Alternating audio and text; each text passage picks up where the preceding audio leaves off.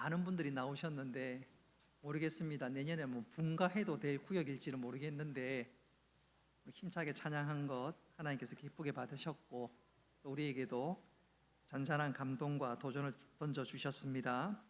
오늘 이 시간 역사를 통해서 배우라라는 제목으로 말씀을 전하도록 하겠습니다. 더 구체적으로 말씀드리면 이스라엘 역사를 통해서 배우라라는 제목입니다. 사람이 살아가다 보면 듣기 싫은 소리를 들을 때가 있습니다. 그렇지요. 저에게만큼은 하고 귀를 막을 때가 있습니다. 직업적으로 본다면 학원 강사가 참 듣기 싫어하는 말 중에 하나는 하나를 가르치면 열을 안다. 하나를 가르칠 때 열을 알면 학원 망하잖아요. 그러니까 하나를 가르치면 열을 안다. 참 듣기 싫은 말입니다. 치과 의사 같은 경우에는 이가 없으면 잇몸으로 산다. 저는 이 말을 이찬호 집사한테 절대로 하면 안 되겠다 가슴에 새기고 있습니다. 성형외과 같은 경우에는 생긴 대로 살지. 진짜 듣기 싫어합니다. 마지막으로 제가 한번 여쭤보겠습니다. 한의사가 듣기 싫어하는 말이 뭘까요? 한의사. 한번 따라합시다. 밥이 보약이다. 밥이 보약이다. 진짜 듣기 싫어하는 말. 그런데 생각해 보면 우리 믿는 사람들에게 있어서 진짜 중요한 말은 밥이 보약인 것처럼 한번 따라합시다. 말씀이 보약이다. 말씀이 보약입니다. 왜 그래요?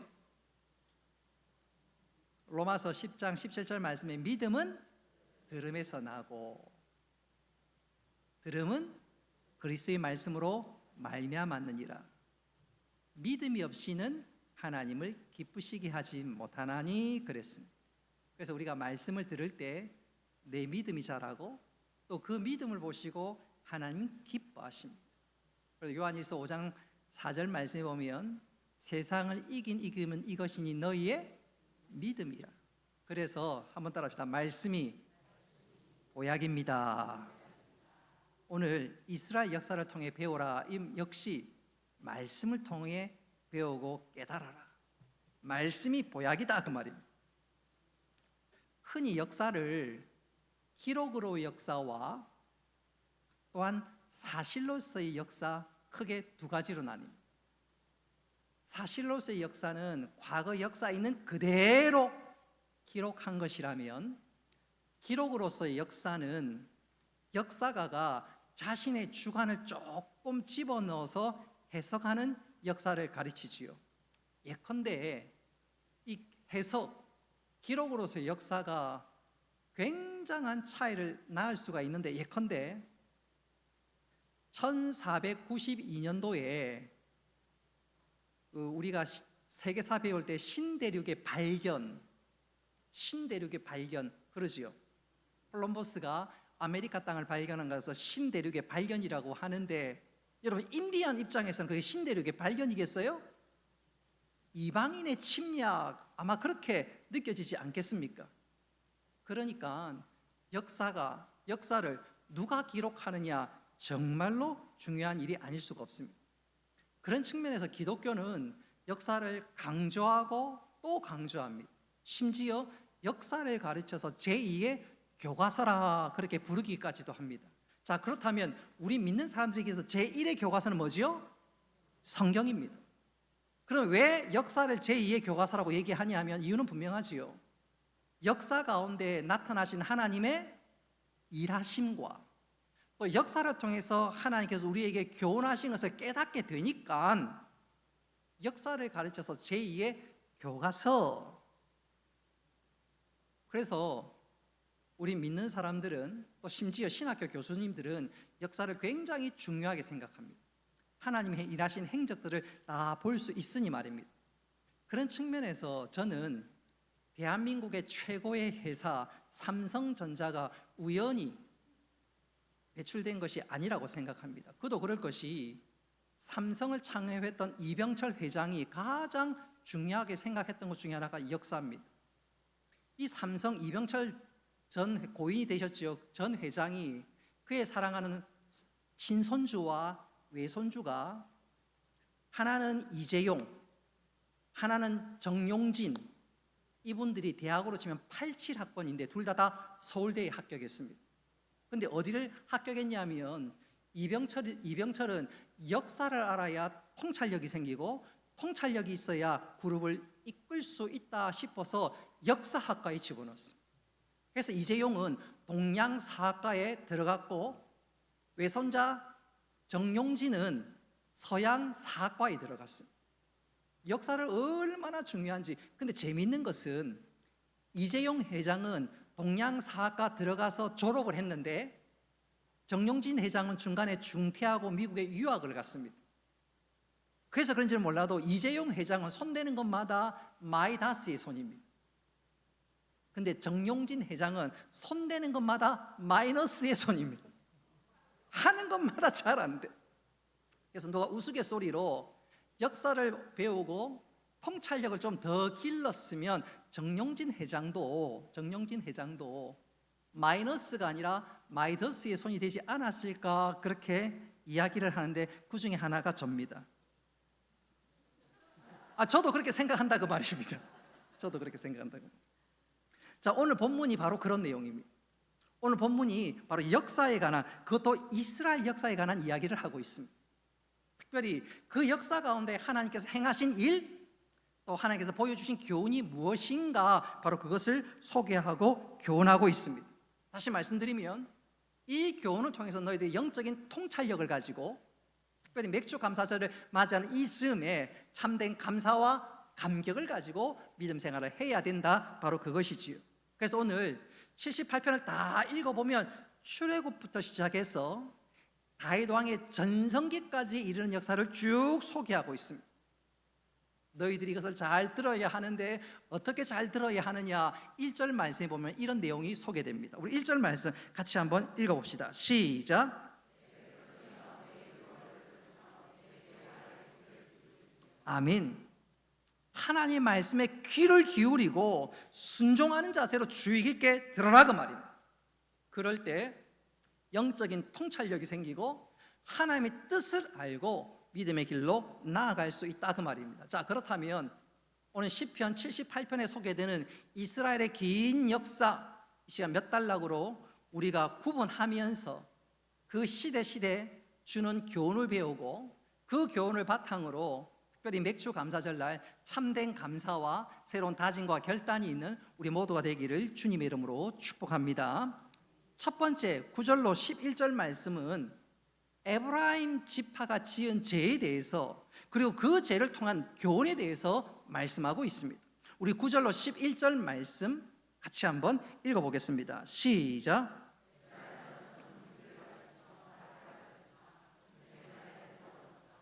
그들이 하나님의 언약을 기억하지 아니하고 그의 율법 준행을 거절하며 여호와께서 행하신 것과 그들에게 보이신 그의 기이한 일을 잊었도다. 아멘. 여기서 에브라임 하면 야곱의 12아들 가운데 하나인 에브라임 지파를 가르치기도 하지만 넓은 의미에서는 이스라엘 전체를 가르친다 해도 과언이 아닙니다. 그러나 무엇을 얘기하든지 결과는 똑같습니다. 이 에브라임 지파는 사실 이스라엘의 12지파 가운데 가장 강력하고 영향력이 강했던 지파였으나 그들이 약속의 땅 가나안을 정복해야 될 그 즈음에는 그들이 가나안 정복 전쟁에서 굉장히 소극적이었습니다. 그 결과 그들에게 벌어진 일이 무엇이었냐면 하나님께서 그들에게 소위 영적인 촛대를 주셨건만 그 은혜를 기억하지 못하고 소홀히 하게 되자 하나님께서는 그 영적인 촛대를 옮겨버렸습니다. 제일 먼저는 그 사울 왕이 속해 있는 베냐민 지파에게, 그 다음은 결국 유다 지파에게로 옮기셨습니다. 그런 고로 오늘 9절로 11절 말씀, 에브라임 지파의 잘못, 영적 게으름을 통해서 주는 중요한 교훈이 무엇이냐면, 여러분, 에브라임 지파의 운명은 그들이 하나님의 율법 말씀을 온전히 순종하느냐 하지 않느냐에 따라 좌우되었는데, 그런 거로 오늘 이 역사가 우리에게 주는 중요한 교훈이 있다면 한번 따라합시다. 말씀대로 살아가자. 말씀대로 살아가자. 우리가 역사를 통해서 배워야 될 첫 번째 교훈이 있다면 생사화복은, 상과 벌은, 그 모든 기준은 하나님 말씀의 순종의 여부입니다. 그런 고로 우리 역시 하나님의 말씀을 귀에 쫑긋 기울이고 그 말씀대로 삶으로 하나님 기뻐하시고 원하시는 아름다운 일들을 행하는 우리 모두가 되기를 간절히 바랍니다. 오늘 시편 78편에서 두 번째 단락이 대목이 12절부터 31절까지 나오는데, 이 내용은 이스라엘 백성들이 출애굽해서 광야 40년 동안의 생활상을 소개하고 있습니다. 여러분, 하나님께서 이스라엘 백성들을 광야 40년 동안 인도하는데 하나님 그들을 정말로 세심하게 다루셨습니다. 낮에는 구름 기둥으로 그를 지키시고 밤에는 불 기둥으로 그들을 보호하셨습니다. 여러분, 불 기둥을 딱 보시면 마치 야구 방망이처럼 쭉 올라간 것처럼 보이는데 구름 기둥은 좀 다릅니다. 구름 기둥은 저렇게 올라가서 온 하늘로 퍼졌다, 그렇게 이해하셔야 돼요. 그래야 그늘이 생기고 그래야 이스라엘 백성들이 그 뙤약 밑에서 보호받을 수 있으니까, 여러분, 구름 기둥 하면 그냥 기둥으로 생각하지 말고 마치 먹구름처럼 넓게 펴졌게 퍼져 있다, 그렇게 생각하면 정확합니다. 마치 우산이나 버섯처럼 넓게 퍼져 있다 생각하시면 됩니다. 그렇게 하나님은 구름 기둥과 불 기둥으로 이스라엘 백성들을 지키시고 보호하셨습니다. 물이 없을 때는 바위를 쪼개서 물을, 생수를 공급하시고, 또한 하나님께서는 이스라엘 백성들에게 만나와 메추라기로 그들의 모든 그 먹을 것을 제공해 주셨습니다. 그러니까 하나님께서는 광야에서 셰프 중에 셰프지, 이스라엘 백성을 다 먹이시고 채우셨습니다. 40년 동안 한 번도 변함없이 우리 여성도들에게 한번 여쭤보겠습니다. 여러분들 밥하다가 깜빡하고 점심이나 저녁 못했을 때 있지요? 그래가지고 남편에게 하는 말이, 여보 오늘은 시켜 먹읍시다, 오늘은 나가 먹읍시다, 경우에 따라서 뭐 손가락 빱시다 할 수도 있겠지. 우리는 깜빡깜빡 할 때가 있습니다. 잘한다고 하지만 깜빡할 때가 있습니다. 밥한 줄 알았는데 알고 보니까 안 했던 거예요. 깜빡할 때가, 지금 고개 끄덕거리니 제법 있는데 누군지 제가 다 확인했습니다. 근데 하나님은 40년 동안 한 번도 놓치지 않고 다 공급했습니다. 한마디로 하나님 세심한 섭리와 은혜가 아닐 수 없는데, 자, 그렇다면 이스라엘 백성들이 감사해야 되죠. 우리 남편분들 그렇습니다. 아내가 깜빡 밥을 안 하면 그때 입이 이만큼 튀어나가지고 막 나무랄 때가 있지요. 택도 없는 소리입니다. 그동안 한 번도 빠지지 않고 밥 해줘서 그거 기억하지 않고 겨우 밥 한 번 못한 것 가지고. 그렇지요, 여성도님들. 그렇지요. 먹는 기계인지 뭐 집만 오면 밥. 그래 놓고 조금 실수하면 남편이 막 반대로 막 바가지 그을 때가 있는데, 오늘 하나님은 한 번도 빠지지 않고 다 채우셨는데 이스라엘에서 그것들을 망각했습니다. 잊어먹었습니다. 그리고 원망과 불평을 쏟아놓기 시작했는데, 여러분, 하나님은 우리를 향한 당신의 사랑을 한 번도 잊거나 놓친 적이 없습니다. 제가 우리 집사람과 제가 살면서 진짜 미안했던 적이 한 번 있었는데, 우리 둘째 신혼이지요. 생일이 9월 20일인데 둘 다 까먹었어요. 그리고 그 다음 날 9월 21일 날인가? 그때 9월 21일이 생일이네요. 지금도 헷갈리는데. 그래, 깜빡하고 지나가 버렸어요. 애가 알면서도 뭐 얘기를 하지 않더라고요. 그리고 그 다음 날 아차 싶었습니다. 얼마나 미안하든지. 근데 여러분, 하나님은 한 번도 잊지 않았습니다. 그렇다면, 그런 늘 공급하고 채워주셨는데, 이 하나님의 신실하심 기억하면서, 그 하나님 또 변함없이 우리를 인도할 것을 확신하면서 감사하고 믿음의 주요 온전케 한 주님 바라보는 우리 모두가 되기를 주님의 이름으로 축복합니다. 뿐만 아니라 32절부터 37절까지 말씀은 보면 이스라엘 백성들이 그 하나님에 대해서 불신하고 있습니다. 불신하고 있어. 여러분, 이스라엘 백성들이 하나님에 관한 불신의 최고의 절정은 가데스 바네아 땅에서 일어났습니다. 이 가데스 바네아에서 하나님은 모세를 통해서 12정탐꾼을 가나안 땅에 보냈습니다. 그리고 40일 만에 돌아오게 되지요. 여러분, 12명의 보고는 다 똑같습니다. 다 똑같습니다. 그들이 강력하고 또 그곳은 적들은 강력하고 그곳은 대단하다는 보고는 똑같습니다. 그러나 적용은 완전히 달랐습니다. 여호수아와 갈렙은 우리가 충분히 이길 수 있다. 그들은 하나님을 계산에 넣었습니다. 하나님을 상수로 여겼습니다. 그러나 나머지 10명은 하나님을 상수로 상수로 생각하지 못하고 자신들의 시선을 보니까 도무지 안 되겠노라고 그 결과 이스라엘 백성들 20세 이상 되는 모든 사람들은 똑같이 원망하다가 아무도 약속의 땅 가나안에 이르지 못했습니다. 믿음이 없으니까, 불신하니까 그 믿음대로 그들이 망했다, 그 말입니다. 바라는 것은 오늘 역사가 보여주는 중요한 세 번째 교훈, 우리 모두는 온전한 믿음으로 하나님께서 우리 가운데 역사하고 일할 것을 기대하면서 소망 가운데 역사하시는 하나님의 은혜를 경험하고 누리는 우리 모두가 되기를 주님의 이름으로 축복합니다. 네 번째로 하나님께서 역사를 통해서 주는 교훈이 무엇이냐면 이스라엘 백성들의 광야에서 펼쳤던 제약에 관한 교훈을 하고 있습니다. 여러분, 이스라엘 백성들은 광야 40년 동안 하나님을 신뢰하지 못했습니다. 또한 원망과 불평을 쏟아놓았습니다. 허구한 날 하나님 보시기에 원망과 불신을 쏟아놓는데 그때마다 하나님께서 그들을 완전히 망하게 내버려 두지 않고 그들을 다시 한번 그들을 용서하시고 은혜를 베풀어 주셨습니다.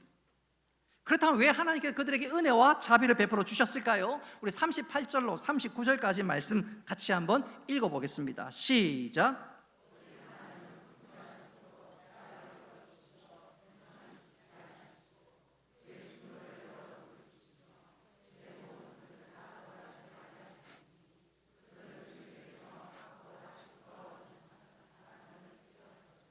아멘.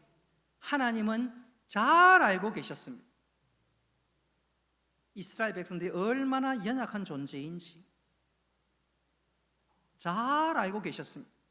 동시에 하나님도 잘 알고 계셔 그들에게 정말로 필요한 것이 무엇인지, 그래서 하나님께서 그들에게 은혜와 긍휼과 자비를 베풀어 주셨습니다. 여러분, 하나님께서 우리의 형편을 잘 아십니다. 이 시간 우리 옆 사람에게 한번 그런 격려를 한번 했으면 좋겠습니다. 하나님은 당신의 필요를 잘 아십니다. 하나님은 당신의 필요를 잘 아십니다. 저도 이 시간 여러분의 필요를 잘 압니다. 빨리 좀 맞췄으면 좋겠다. 한 분이 조는 것 같아서. 여러분의 필요를 잘 압니다. 여러분, 하나님은 우리의 필요를 잘 아십니다. 또 언제 주시면 가장 좋은 것이 더 잘 아십니다. 여러분, 그런 거로 우리가 이스라엘 역사를 통해서 또 하나 배우는 것은 하나님, 나보다 나를 더 잘 아시는 하나님을 신뢰하고 하나님께 순종하겠나이다. 그래서 하나님께서 때를 따라 도우시는 은혜가 우리 삶 가운데 넘치고 그것을 통해서 감사할 수 있는 우리 모두가 되기를 주님의 이름으로 축복합니다. 마지막 다섯 번째 단락에서 하나님께서 이스라엘 백성들에게 주는 교훈, 영적 레슨이 무엇이냐면 다섯 번째 주는 이스라엘 백성들이 가나안 땅에서 행한 죄에 대한 교훈을 하고 있습니다. 여러분, 이스라엘 백성들이 드디어 약속의 땅 가나안에 입성했습니다. 넘치는 감사와 감격이 있고 그 땅에 하나님의 뜻을 이루어 나가야 되지 않겠습니까? 그런데 그 땅에서 이스라엘 백성은 영향을 주기보다는 영향을 받는 사람이 되고 말았습니다. 그 땅에 살고 있는 원주민들이 농사를 하니까 농사 어떻게 하는지 보고 또 그들이 이렇게 하면 이렇게 하는 거 보고 저렇게 하는 거 저렇게 보고 따라 하다가 그러다 보니까 하나님과 점점점 멀어져 가고 이방을 섬기게 되고 음란하게 되고 하나님으로부터 점점점 멀어져 간 결과 하나님께서 안 되겠다 싶어서 소위 이방의 채찍을 들어 이스라엘 백성들을 벌하게 됩니다. 그러면 이스라엘의 두 손을 번쩍 들고 하나님 우리가 잘못했습니다. 우리를 불쌍히 여겨 주옵소서. 그때마다 하나님께서 사사를 보내시고 이스라엘 구원해 주셨지요. 그런 고로 오늘 56절로부터 64절까지 말씀을 통해서 가나안 땅의 이스라엘 백성들을 통해서 주는 다섯 번째 영적 교훈이 있다면 세상에 소망 두지 말고 믿음의 주여 온전케 하신 주님 바라보면서 하나님 뜻대로 살아가라는 것인데 우리 모두 그렇게 살아갈 수 있기를 주님의 이름으로 축복합니다. 우리가 교회 생활하면서 하나님 뜻을 잘 알고 하나님의 기쁨이 될 수 있어야 되는데 그런 측면에서 저는 딱 지금 한 분이 조는 것 같아서 우스갯소리 하자면 여러분 토끼 있죠, 토끼가 잘하는 행동 중에 하나가 뭘까요? 토끼는 겁니다. 토끼는 거. 토끼가 잘하는 것이 토끼는 것입니다. 혹시 우리 가운데 토끼띠가 있는지 모르겠는데 교회에서는 영적인 토끼띠가 되면 안 됩니다. 토끼면 안 되고 하나님이 기대하시는 대로 순종하고 충성하는 우리 모두가 되기를 주님의 이름으로 축복합니다. 자, 78편 이렇게 쭉 진행되다가 65절에 이르러서 영적인 전환점이 일어납니다. 전환점. 그동안 이스라엘 백성들이 불충하고 원망하고 불평했는데 갑자기 65절부터 영적인 전환점이 일어나고 또 이 시대에 이르러 갑자기 이스라엘 백성이 영적인 최고의 전성기를 구가하게 되는데 여러분 그 영적 주인공이 누구냐면 다윗입니다. 여러분 다윗의 특징 중에 하나는 한번 따라합시다. 하나님 마음에 합한 사람, 하나님 마음에 합한 사람, 그리고 하나님을 사랑하는 사람이었어요. 하나님께서 이 다윗을 얼마나 귀하게 여기신지 그 이름을 존귀히 여겼어요. 존귀. 우리 모두 하나님을 사랑하고 하나님을 존귀히 여길 수 있기를 바랍니다. 어떤 여청년이 교회 반주자였어요. 소위처럼. 근데 찬양 인도하는 자가 전도사님인데 서로 찬양이 시작되면 눈을 맞추지 않습니까? 그러다가 둘이 눈이 맞아버렸어요. 이 자매가 이 전사님이 마음에 들었는지 전사님에게 이렇게 얘기합니다. 전사님, 절 사랑하세요. 그랬더니 이 남자 전사님이 정색을 하고 그 자매와 교제를 끊어버리는데 이 청년이 절 사랑하세요. 이 자매의 말에 이렇게 대답합니다. 전 교회를 사랑합니다. 절 사랑하지 않고 교회를 사랑합니다. 아직도 이해가 안 되시는 분이 있는데 다시 한번 설명할게요. 절 사랑하십니까? 그러니까 교회를 사랑합니다. 설교하면서 해설해보기 처음입니다. 자, 중요한 것은 그 자매 그런 전사님 안 만나기 천만다행이지 그렇게 소통이 안 되는 사람 만나서 어떻게 살겠습니까? 자, 중요한 것은 우리가 살아가면서 하나님의 마음, 하나님의 뜻 아는 거 얼마나 중요한지 모르. 오늘 다윗이 그랬는데 우리가 이 시대를 살아가면서 그런 은혜, 그런 삶들을 살아갈 수 있기를 주님의 이름으로 축복합니다. 자, 결론적으로 여러분 우리가 이스라엘 역사를 통해서 배우는 것이 무엇일까요? 혹시 여러분 반면교사란 말 들어보셨지요? 반면교사. 타인의 나쁜 언행을 보고 내 삶을 반성하는 계기로 삼는 것, 그게 반면교사 아닌가요? 여러분 반면교사도 있지만 정면교사라는 말도 있습니다. 정면교사. 한번 따라합시다. 정면교사. 본받을 만한 행동을 보고 내 자신의 행동을 고치고 그렇게 사는 것이다 그 말입니다. 오늘 본문에 보면 우린 정면교사로 삼아야 할 것이 참 많이 있습니다. 특별히 오늘 이스라엘 백성들 보십시오. 그들의 삶은 완전히 반면교사입니다. 그런데 정면교사의 삶은 하나님께서 행하신 일, 그건 전부 다 정면교사입니다. 2026년도 우리가 선물로 받고 지난 6개월을 살아왔습니다. 지난 시간들 돌아본다면 내 삶은 반면교사로 삼을 게 얼마나 많은지 몰라요. 근데 하나님께서 행하신 그 모든 것들은 정면교사입니다. 나의 완악함과 나의 영적인 게으름과 나의 부족한 모습에도 불구하고 하나님께서 우리에게 자비와 긍휼을 베풀어 주셨습니다. 할렐루야.